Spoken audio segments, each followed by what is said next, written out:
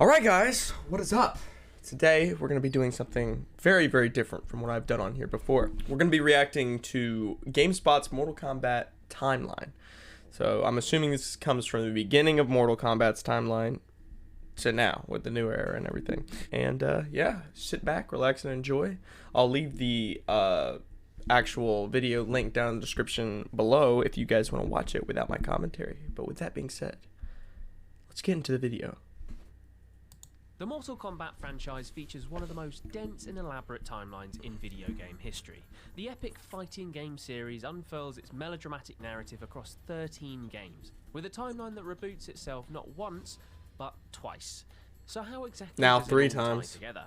Well, as it's quite a mad, audacious timeline, it's quite messy. Hence why I'm going to use this handy chalkboard to map it out. And with Mortal Kombat 1 further expanding, or resetting the timeline, what better time to dive back into the carnage, that's with a K of course, of this iconic fighting game franchise. Good job so far. My name's Adam, and this is the complete Hello, Mortal Adam. Kombat timeline fully explained. Alright, see, but you messed up, you didn't put the complete with a K. It's alright, I'll let it go. Okay, so the Mortal Kombat timeline kicks off with, well, centuries worth of crucial backstory. You see, the fictional universe of MK is made up of several realms that are created and overseen by a group of celestial beings known as the Elder Gods. While we'll visit plenty of these realms across this timeline, the majority of the chronology is set across Earthrealm, which is basically akin to our good blue planet, Outworld, a war-torn place lorded over by the villainous Emperor Shao Kahn, the Netherrealm, which is basically the MK rendition of Hell, the realms of Chaos and Order, which sort of speak for themselves, and finally Adania, which is a land of beauty and prosperity. Anyway, as this is a fighting game, these realms are constantly at war with each other, and as a result, the Elder Gods have decreed that any realm which wants to conquer another can do so via a long, complex, and elaborate series of 10 consecutive tournaments, and this divine red tape is known as the titular Mortal Kombat. All of which brings me around to introducing a few of the franchise's key players, whose actions effectively kickstart the events of the original timeline. First, there's Shinnok, a former Elder God who sets his sights on conquering Earthrealm, and for his troubles comes up against its anointed protector, the God of Thunder, Raiden. Raiden beats 7 shades of hell out of the one-time god and strips him of his power before exiling him to the hellscapes of the Netherrealm. Naturally, Shinnok doesn't just sit around licking his wounds, he builds his team for revenge, taking control of the realm with the help of his lieutenant Quan Chi. But with one bad egg out of the picture, another seeks to take his place, and this terrible lad is known as Shao Kahn. Shao Kahn picks up where Shinnok left off and is far more successful in his invasion of Earthrealm, to the point where he and his warriors have successfully knocked off 9 out of the 10 tournaments required for power. And with the 10th tournament imminently taking place, Earthrealm's protector Raiden assembles a team of warriors to make a last stand for the planet. All of which leads us right into the very first game in the franchise, but it's likely not what you'd expect. First game in the timeline, not first game, but This timeline kicks good off old in Special perhaps Forces. one of the worst games in the entire franchise. No, not perhaps, it is the Entirely worst spin-off game. Special Forces. I'll keep this one mercifully brief, as aside from being the first chronological appearance of US Army Major Jax Briggs, let me go get a snack, hold on. Alright, the story locked in. is, you could say, quite slight. In a nutshell, Special Forces finds Jax hunting down a bad...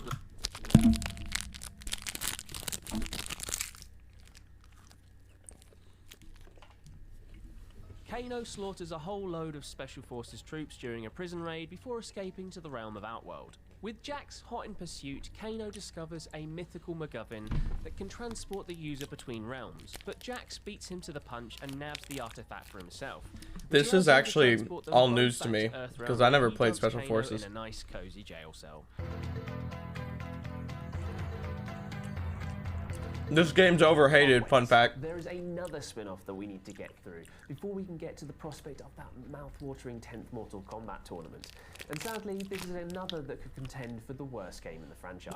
That's a little far. Kombat Mythology's Sub-Zero, like Special Forces, Hey yo, hot take, Mortal Kombat 4 is way worse than Mortal Kombat Mythologies. Alright, so away from the fighting genre into action-adventure, and gives some meaningful backstory to 2 of the franchise's most iconic fighters. One obviously is Sub-Zero, and the other is his rival Scorpion. The pair first come face to face when the former is hired by Shinnok's old mate Quan Chi to steal an old map guarded from a Shaolin temple. Only unbeknownst to Sub-Zero, Scorpion has also been hired to recover the map, and the pair fight to the death to get it, resulting in Sub-Zero offing Scorpion. Naturally, a map leads to treasure, and that's exactly where Sub-Zero heads next. X does mark the spot, and Sub-Zero discovers a power-granting amulet that supposedly belonged to the disgraced god Shinnok. Quan Chi swoops in at the last second though and takes the amulet for himself, before bouncing back to his home in the Netherrealm. Enter Earth's protector Raiden, who's pretty pissed at Sub-Zero for handing something so powerful to a certified wrong'un, and sends him on a mission to retrieve the amulet. Raiden looks so goofy in this game, bro. Travels to the Netherrealm, encounters and defeats his freshly deceased rival Scorpion, who's now an undead shadow of his former self, and tracks the amulet to Quan Chi's hellish fortress. There, he defeats Quan Chi before encountering the big bad lad that is Shinnok, who he escapes from in order to deliver the amulet back to Raiden.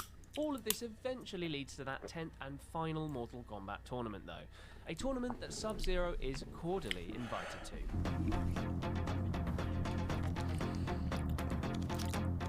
Okay, we're finally at the very first Mortal Kombat and the tournament to decide the fate. Most nostalgic game of all time for me. More backstory. You see, it turns out that there are a few more wrong'uns knocking about that feed into Shao Kahn's attempts to conquer Earthrealm. Firstly, there's Shao Kahn's right-hand man, the evil sorcerer Shang Tsung, who's actually hosting the tournament and stacking the odds firmly in the favour of an Outworld victory.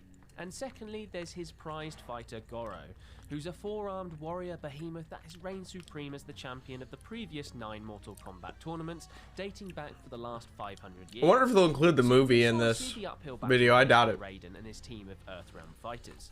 Chief among Raiden's team is the Shaolin monk Liu Kang, but the roster also includes narcissistic movie star Johnny Cage, special forces time out real quick. If you guys want a history on the games, the movies, and everything, a fire video to go watch. I'm sure you've already seen it. 616 Entertainment, History of Mortal Kombat. Mwah, beautiful. I've watched that shit like 10 times. Agent Sonya Blade, criminal mastermind Kano, and of course Sub-Zero and the undead Scorpion. While you can choose any of the fighters to take Goro and Shang Tsung down a peg, canonically it's Liu Kang who wins the tournament, and is crowned as the new Mortal Kombat Grand Champion. And with an Earthrealm success in the final tournament, Outworld's takeover threat is extinguished, which feels a little unfair seeing as they won the first 9 tournaments, but who am I to argue with the Elder Gods?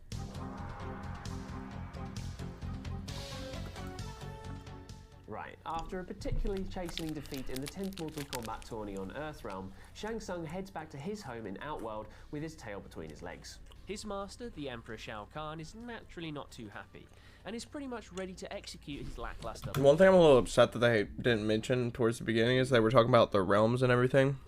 And they may mention it later, like when Deception comes around and everything, but he said the Elder Gods created the realms, which kind of, but... The realms are like the one being. Pieces of the one being spread out. I wish they would have mentioned that in the beginning. The lackey. But Shang Tsung manages to convince him to spare his life by suggesting that they organise another tournament on Outworld, which will give them a distinct home field advantage. Either way, Raiden and his band of Earthrealm warriors agree to the rematch and make their way to the home of Shao Kahn. Again, the tournament can be played with any one of a roster of 12 playable characters, which all lead to non-canonical endings, as the one true ending of Mortal Kombat 2 is once again the victory of Earthrealm poster boy Liu Kang. But Mortal Kombat 2's story is notable for a couple more reasons as well. Firstly, it gives us canonical confirmation that the original Sub-Zero, whose real name is Bai Han, was killed by the undead assassin Scorpion in the... Bai Han? What the fuck?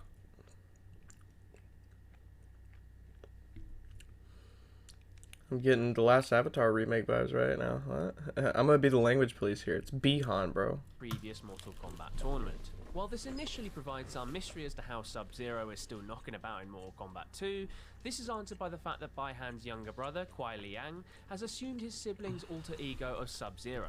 The original Sub-Zero descends into the Netherrealm where he's stripped of his humanity and eventually becomes the Shadow Wraith Noob Saibot. I didn't know that you could do Scorpion's fatality in that game. Anyway, secondly, it introduces Liu Kang's best mate, Kung Lao, into the franchise for the first time. A character that gets a good deal more time in the limelight in our next game on the timeline.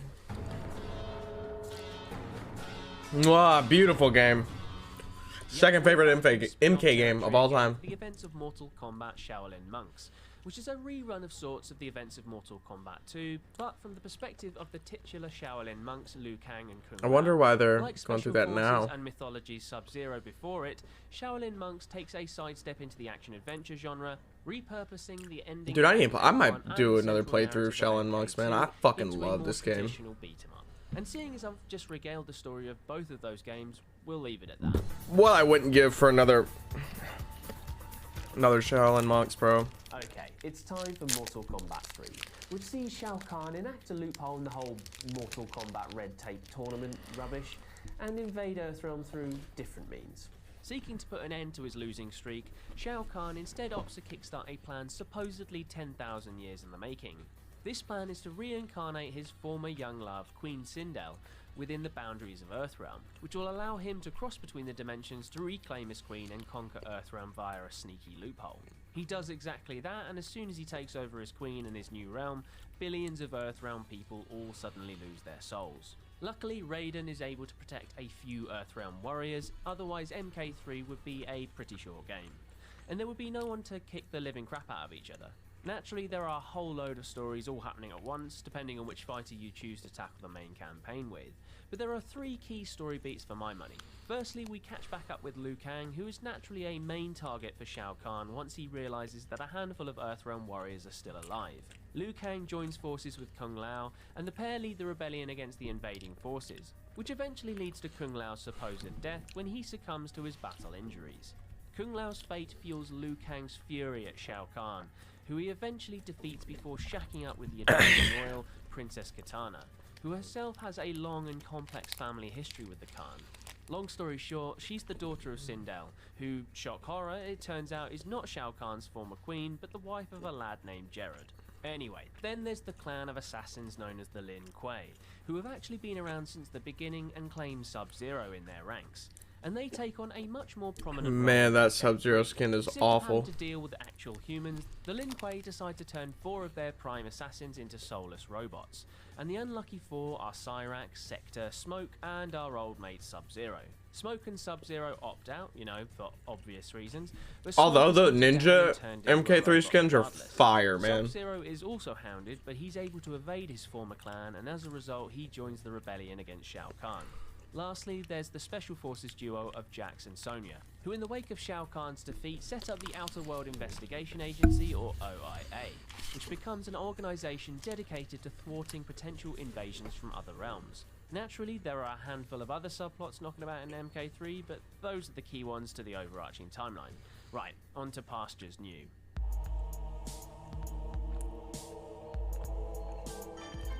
Okay, step aside Shao Kahn, it's time for the big bad elder god named Shinnok to return to the fore as the primary antagonist in the Not a fan of this game at all. Which he achieves with the help of Quan Chi during the events of Mortal Kombat 4. Last seen in the Sub-Zero spin-off game, Shinnok returns to wage war on the Elder Gods who banished him, including Earthrealm savior Raiden. He's aided in this vengeful quest by an Adanian traitor known as Tanya, who helps him invade her homeworld before supporting Shinnok on his warpath against the Elder Gods. Once again, Raiden enlists a whole host of warriors, old and new, to take the battle to Shinnok. You have exactly one guess as to who eventually defeats Shinnok. Yep, it's perennial good egg Liu Kang once again. Meanwhile, to continue some of the other subplots that we've been tracking, Sub-Zero is also in on the action. The endings were sick in this game, though. Leaving Scorpion killed his whole family, he tracks down and fights his nemesis once again. While Sonya continues on the Special Forces' long vendetta against the Black Dragon Crime Syndicate, and she tracks down another of its members, a lad named Jarek, who's basically Kano 2.0, before she's nearly killed by the criminal. Fortunately, her teammate Jax is able to step in and drop Jarek off a cliff to his supposed death. Yeah, there are a lot of supposed deaths in these fighting games, because these characters just keep coming back. Anyway, upon That's very true. Jax and Sonya discover Lin Kuei's cyborg assassin Cyrax malfunctioning in a desert. They revive the mad robot, restore his lost humanity, and recruit him into the OIA. Oh, and surprise, Kung Lao isn't dead. He merely faked his death to live a life that was respectful to his ancestors. But this turns to disrespect when he decides to rejoin the fight and take up arms against Shinnok. And finally, in the wake of Shinnok's defeat, Raiden is granted full Elder God status, and as a result, he retires from his position as the protector of I was never a fan of Elder God Raiden. His brother, the God of Wind, Fujin. Love Fujin, but don't though. you worry, this is not the last we'll see of the God of Thunder. Oh no.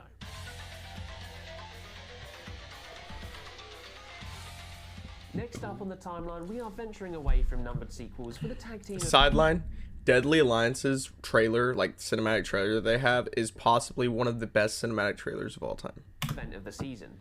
Just gotta, you know, throw that out there. The Deadly Alliance is made up of the evil sorcerers Quan Chi and Shang Tsung, both of whom have played second fiddle to the respective big bads of Shinnok and Shao Kahn. Sick of being second best, they decide to team up when Quan Chi discovers an ancient tomb containing the mummified remains of the first Emperor of Outworld, the Dragon King, and his massive army. But before they can take over the known universe, they set out to dispose of the two people that might stand in their way, Shao Kahn and Liu Kang.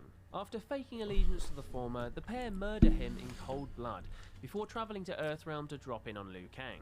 And Shang Tsung finally gets his revenge on Mortal Kombat's mainstay when he kills the franchise's core good guy once and for all.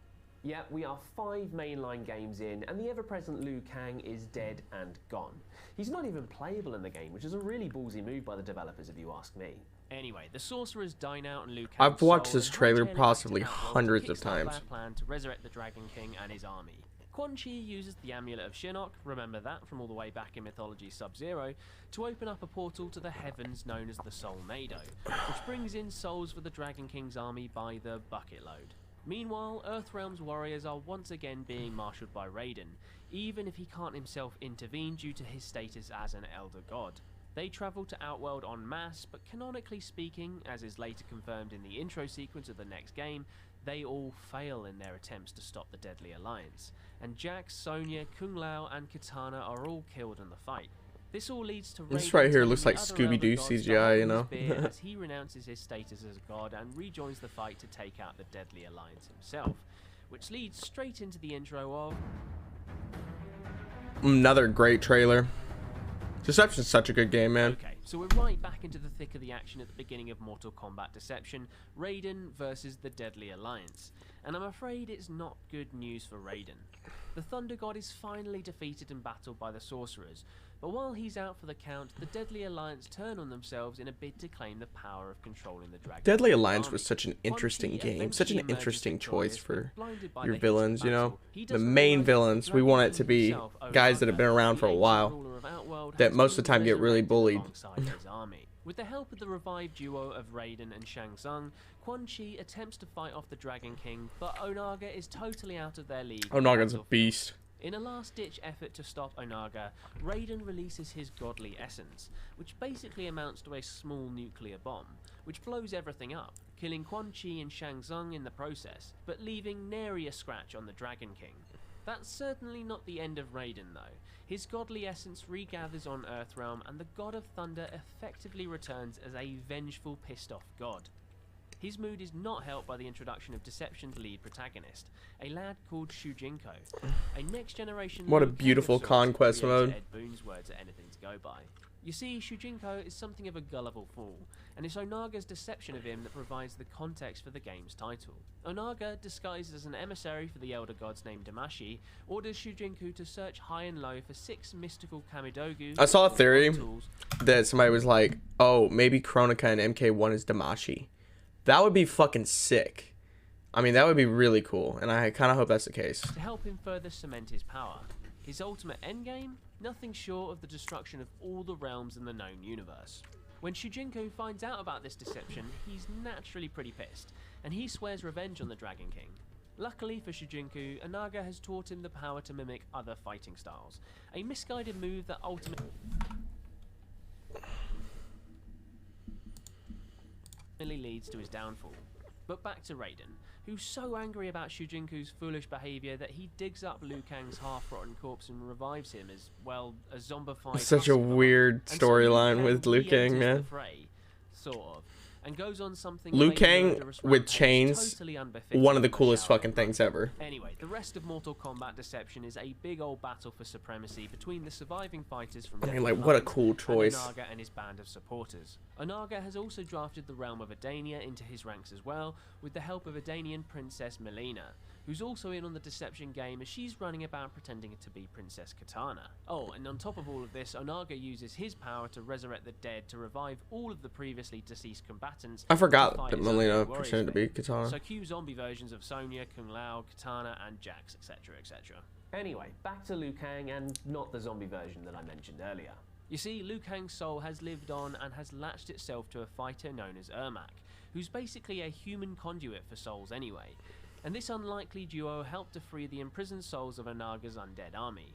Long story short though, this all leads inevitably to Onaga's defeat, at the hands of all people, Shujinko, which I suppose brings his story full circle. Shujinko uses his... I'm really happy Shujinko's coming back in MK1. ...to take revenge on Onaga, and he finally such a cool defeats character. the Dragon King in battle.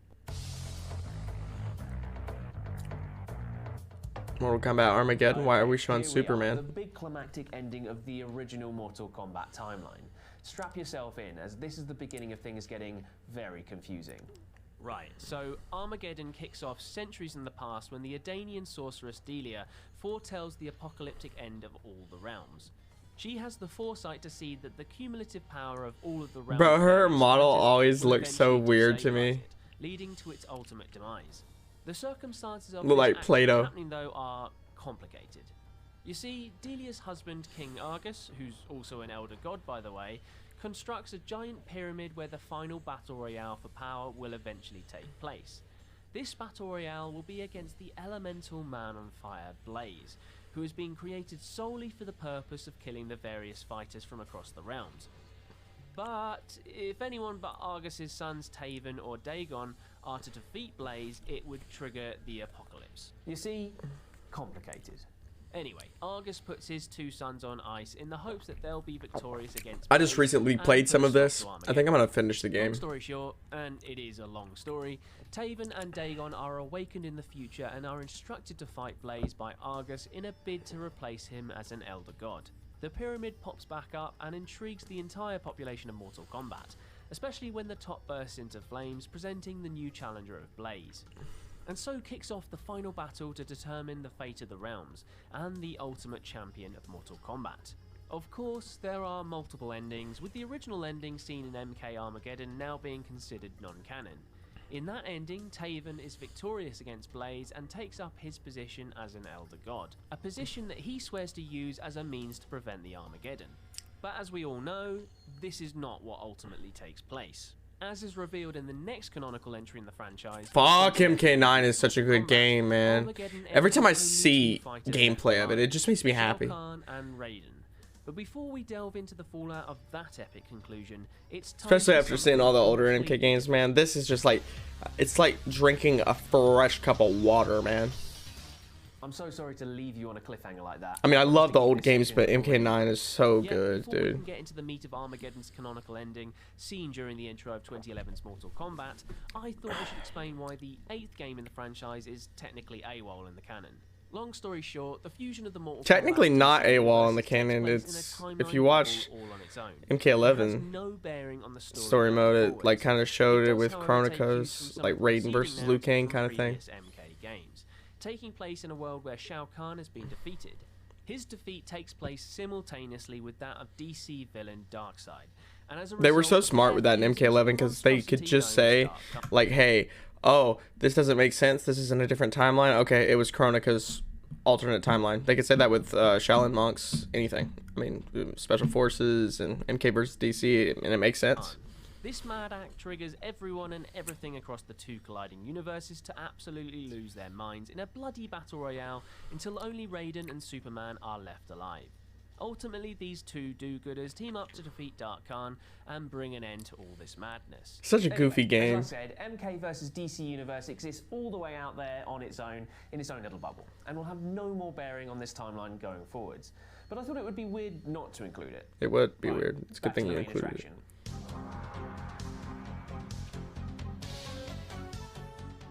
Okay, so Mortal Kombat 9, or more simply, just Mortal Kombat, sees Shao Kahn emerge victorious against Blaze, and as a result, he's granted godlike powers.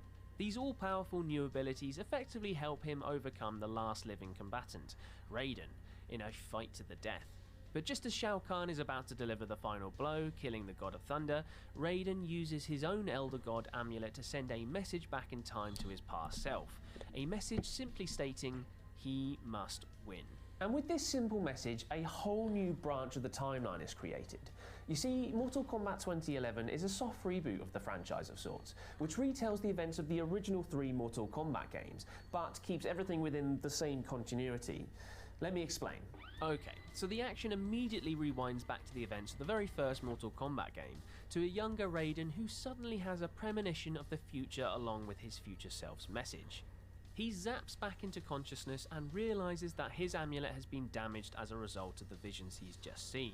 And so the 2011 reboot largely follows Raiden's journey to discover who exactly the he is of the message he's just received. For starters, he doesn't think much of it, and simply assumes that the message refers to his top Earthrealm lad Liu Kang.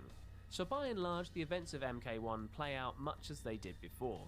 The original Sub-Zero is murdered by his rival Scorpion, and Liu Kang defeats Goro and Shang Tsung. But as the tourney comes to a close, Raiden notices that his amulet has taken on more damage, which leads him to believe that he hasn't averted the apocalypse. More timeline changes come about in the retelling of the events of the second game, though. This was such a clever way to reintroduce Mortal Kombat, man. Cyborg at the expense of the younger Sub-Zero. And secondly, Raiden subs in Liu Kang's best mate Kung Lao to take the prime spot in the Outworld tourney for Earthrealm. Kung Lao is ultimately victorious over Shang Tsung and Quan Chi, but he's killed moments later by a surprise neck snap courtesy of Shao Kahn. And the neck memes go forever. The hell out of the Emperor, who has to be nursed back to health by the sorcery of Quan Chi.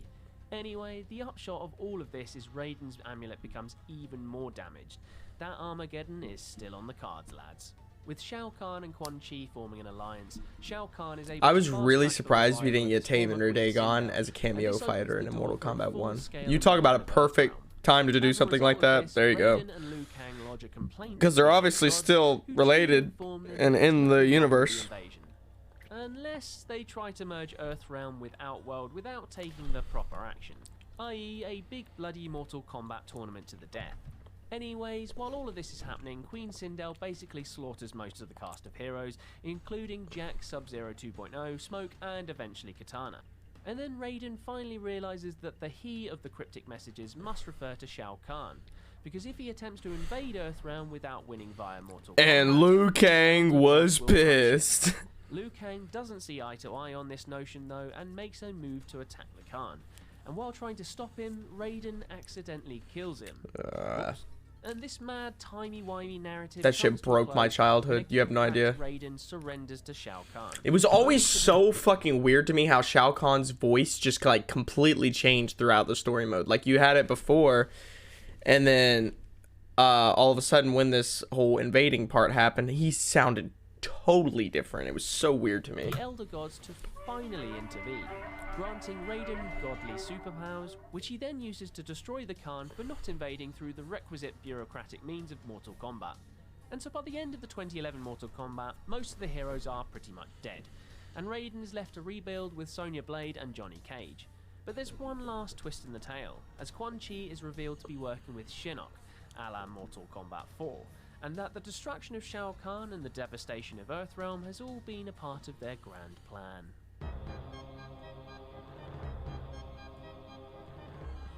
Right, time to move into uncharted territory for the alternate timeline with Mortal Kombat X, which takes place a few years after the climactic events of the previous game. Shinnok has launched a full-scale invasion of Earthrealm with his army of the undead, many of whom are deceased fighters. I love Mortal Kombat X's gameplay, but it fundamentally has my least favorite story mode out of all the NRS games, even the Injustice games. To save the day. And they open up a portal to Raiden's chambers to help the gods of wind and thunder defeat Shinnok's forces. Out of almost nowhere, Johnny Cage awakens hitherto unseen superpowers that allows him to protect Sonya and hold back Shinnok's advances long enough for Raiden to nick his amulet and imprison the gods inside it. They track his partner in crime Quan Chi back to the Netherrealm, where they restore a handful of fighters to human form, including Scorpion, Sub-Zero and Jax, and eventually overpower the evil sorcerer. And so for the first time in, like, forever, a shaky peace finally descends across the realms, now that Shao Kahn, Shinnok and Quan Chi are all taken care of. 20-odd years pass, in which time a lot happens. Johnny and Sonya hook up, have a kid named Cassie, and get divorced. Sub-Zero kills Sector and reclaims his place as the head of the Lin Kuei, and Scorpion and Sub-Zero reconcile their never-ending rivalry after Sub-Zero discovers the treachery behind the death of Scorpion's family. Anyway, it's 20 years later and the shit inevitably hits the fan again, when a new generation of fighters, including many of the offspring of franchise mainstays including Cassie Cage, Jax's daughter Jackie and Kung Lao's nephew Kung Jin, get embroiled in a civil war on Outworld. There they discover treachery at the hands of its new ruler, a lad named Kotal Khan, and his second-in-command, the insectoid warrior Devora. The latter of which is actually a double agent working I for hate Quan Chi. Devora, man. In all the ensuing chaos, Devora manages to get her hands on Shinnok's amulet, and so the plot becomes all about our good hero's attempts to stop Quan Chi and Devora from resurrecting Shinnok. A feat that, despite Quan Chi's God, this grisly bitch is death, always they stabbing ultimately Scorpion. failed. Holy shit. Shinnok then launches another invasion of Earthrealm, albeit one that's actually successful, and he makes his way into the Jinsei chamber, the core of Earthrealm's life force, and corrupts it, which turns him into a great hulking demon god thing. Long story short, it's Cassie that ultimately saves the day. Which is When so she stupid triggers to me. similar I'm so superhuman sorry. powers It's with so those her dumb. father showcased earlier And I even like she Cassie, uses but these newfound abilities to defeat Shinnok, which paves the way for Raiden to purify Earthrealm's Jinsei life force and strip the demon of all his power. The upshot of this is that the Netherrealm has new people in charge, the undead revenants of Liu Kang and that Liu Kitana. Kang skin has And so always been so Mortal Kombat badass. X comes to a close with a corrupted Raiden in possession of Shinnok's amulet visiting the Netherrealm to give a warning to the new rulers that they will face fates worse than death if they ever invade Earthrealm. Good old MK11. Now, if you thought any of the previous timeline-altering narratives were confusing, get ready for your head to explode with the next entry in the chronology, Mortal Kombat 11. Okay, with a corrupted Dark Raiden hell-bent on protecting Earthrealm at all costs... You know, whenever people say Mortal Kombat's story is hard to follow, I'm like, what do you mean? No, it's not. It's really straightforward and simple. Seeing that, yeah, that makes me understand a little bit better, because MK1 kind of goes into all of it, because MK9 and MK2 and MK3, all of that just is kind of like fucking a shit show all into Mortal Kombat 11. It's kind of funny. I never thought about that. Rivals, and he kickstarts this ungodly plan by decapitating Shinnok. This act of violence naturally does not go down well with Shinnok's dear mother, a lass named Kronika, who is literally the key... Mortal Kombat 11 may not be my favorite in terms of gameplay wise, but fuck, it is such a good looking game. And so begins a mad game, which basically reveals multiple timelines within the Mortal Kombat universe, which basically makes this chalkboard useless. Kronika starts her machinations by forming an alliance with the undead revenants of Liu Kang and Kitano, before opening up a time storm to bring Did he just pretty say much everything I've Kintano? mentioned up to this point into disarray. For starters, this time storm brings with it younger versions of several key players from throughout the franchise, including Raiden, Liu Kang, Kitana, Johnny Cage, Jax, Scorpion and Kung Lao, while also erasing Dark Raiden from the current timeline. And so starts all the brain-warping time antics, as characters, both past and present versions, come into contact with one another in various ways. Liu Kang, Kung Lao and Raiden broker a shaky truce with Kotal Khan's Outworld before Raiden visits the Elder Gods to see if there's anything they can do to intervene in Kronika's timeline-destroying antics. The short answer is no, as the time storm is draining their reserves of power. The longer answer is that Shinnok's never-before-seen twin sister, Cetrion, has the answer to how to defeat her mother. Debatable. She may have been Nothing known in as Jade's the MK9 Crown of ending, Souls. but that was an But old theory. unsurprisingly, that answer is tinged with betrayal, as Cetrion slaughters the Elder Gods and escapes to search for the crown herself. Raiden anticipates this and sends out a squad of fighters to retrieve the crown first, and they run into Cetrion at Shang Tsung's abandoned island base, where she eventually escapes with the crown. Naturally, this all leads to an inevitable big climactic battle. Kronika kidnaps the younger version of Liu Kang and assimilates him with his present undead revenant version. But this evil plan is all in vain as Raiden follows in pursuit and eventually merges himself with Liu Kang to become the all-powerful fire god Liu Kang. The combined heroes of Outworld and Earthrealm take the fight to Kronika, and the newly minted god Liu Kang defeats Cetrion.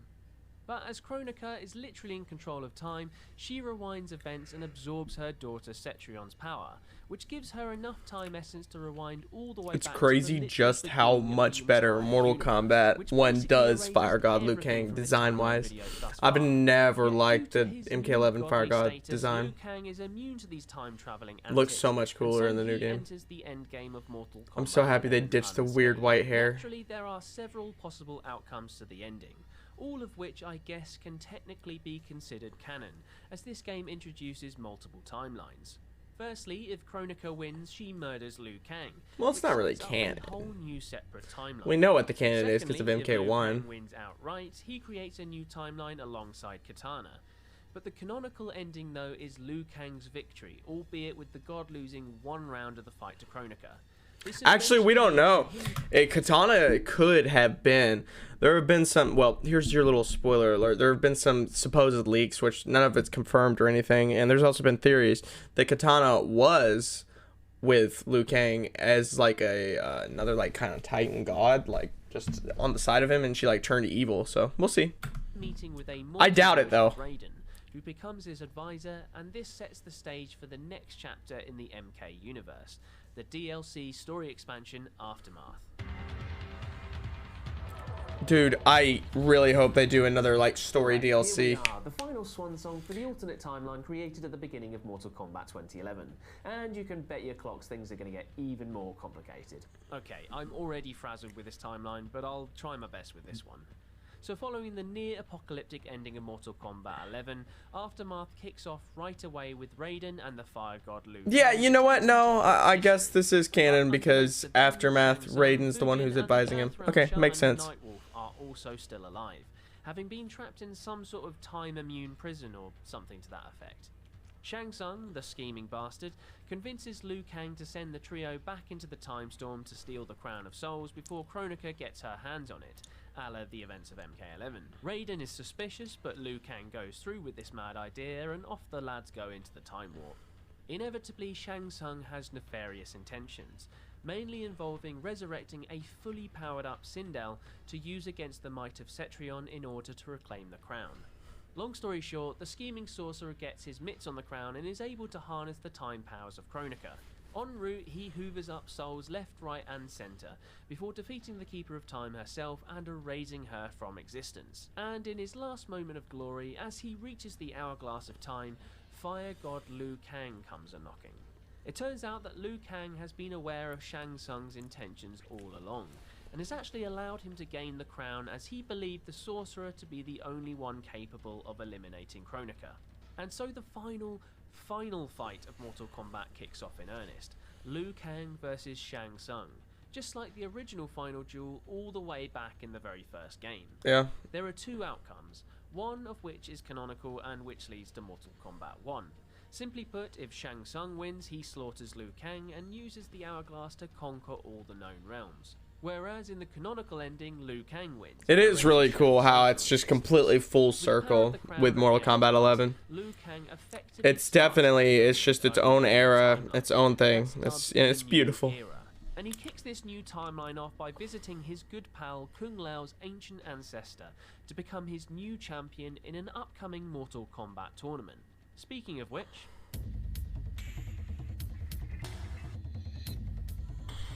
Yep, all of this leads to the upcoming Mortal Kombat 1, which basically reboots the franchise again. As Liu Kang's primary goal is to establish... Look how good this fucking game looks, bro. Many of the key players from across the franchise I can't wait to play this shit. Oh my god. For example, Sub-Zero and Scorpion are now brothers. The one little bit of the story that we saw, like the first 14 minutes or 17 minutes or whatever it was so good. And it's very like anime, like it has that feel, and they put comedy in it. Man, I can't wait. I can't wait. Clan of assassin warriors. Naturally, there is still some tension between the pair, but now it's born out of their position and status within their clan. Speaking of siblings, Kitana and Melina are now biological sisters, albeit with Melina still infected with the Tarkat disease that gives her that iconic snarling mouth. And then there's Raiden and Kung Lao, who are now living humble lives as farmers. Fun fact, or not fun fact, theory, I think Melina's gonna blind Kenshi. I believe that. Farmers that could beat the living shit out of you if you look at their flock wrong.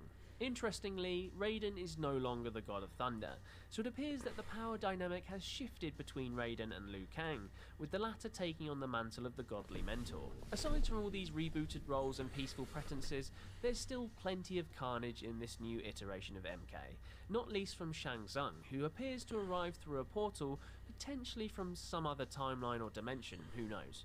And then there are whisperings of a mysterious new enemy that Liu Kang states never could have been anticipated. So we'll have to wait and see just who that is when the game finally launches. And there you have it. The Mortal Kombat timeline explained to the best of my ability. That was a really good video. I really do wish they would have talked about the one being, though. They didn't even mention him at all. And that's a really big part of Mortal Kombat. I mean, they mentioned Onaga, but they never said he was the one being, to my knowledge. I mean, I may have missed it, but I wish they would have talked about it like early in the video on how the realms were created and everything. But yeah, overall, it was a really good video. A trailer might also release later today, so this might be a double upload today. You guys might get 2 videos, my reaction to this and then my reaction to the trailer. But anyway, guys, yeah, that's going to do it for the Mortal Kombat timeline. A lot more complicated than I gave it credit for. If you guys enjoyed the video, leave a like. If you guys are excited for Mortal Kombat 1, subscribe.